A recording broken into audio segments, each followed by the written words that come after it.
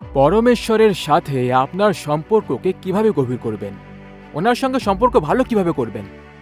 খুব সকালবেলায় অন্ধকার থাকতে থাকতে যিশু ঘুম থেকে উঠলেন, বাড়ি থেকে বের হয়ে এক নির্জন জায়গায় চলে গেলেন, যেখানে তিনি প্রার্থনা করেছিলেন। এটাই মার্ক 1:35 লেখা।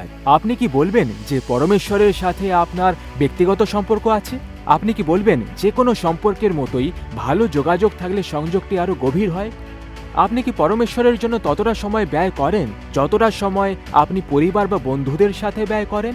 আপনি কি পরমেশ্বরের জন্য ততটা সময় ব্যয় করতে পারেন যতটা সময় আপনি নিজের পরিবার বা বন্ধুদের সাথে ব্যয় করেন? পরমেশ্বর এটা কখনোই দাবি করেন না যে তার সাথে কথা বলার জন্য আমরা কোনো নির্দিষ্ট সময় আলাদা করে রাখি, কিন্তু যিশু তার নিজের জীবনে আমাদের যে উদাহরণ দিয়েছেন তা আমাদের পরমেশ্বরের সাথে সংযোগ স্থাপনের গুরুত্ব বোঝায়। যিশু প্রায়ই তার বন্ধুদের থেকে দূরে তার পিতার সাথে থাকার জন্য সময় বার করে নেন। অবিভক্ত মনোযোগ হলো একটি উপায় যার দ্বারা আমরা ভালোবাসা প্রদর্শন করি, ঠিক যেভাবে আমরা আমাদের প্রিয় বন্ধু বা স্ত্রীকে দিই।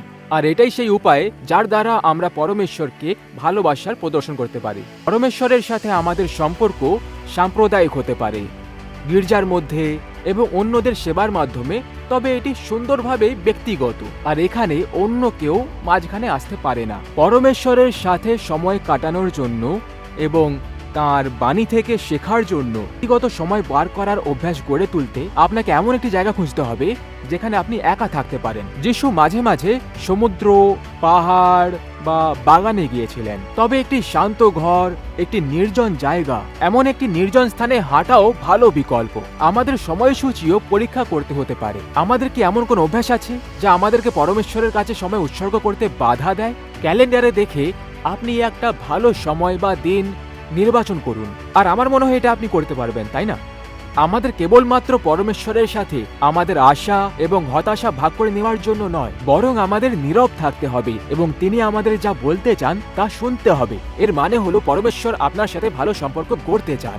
আপনি কি তাহলে ঈশ্বরকে নির্দিষ্ট একটা সময় দেওয়ার জন্য একটা অভ্যাস করবেন যার দ্বারা তার সাথে কথা বলতে পারবেন, ওনার কথা শুনতে পারবেন? আর এমনটা যদি করতে পারেন তাহলে আপনি ঈশ্বরের সঙ্গে একটা ভালো সম্পর্ক গড়ে তুলতে পারবেন। ঈশ্বর আপনার মঙ্গল করুন।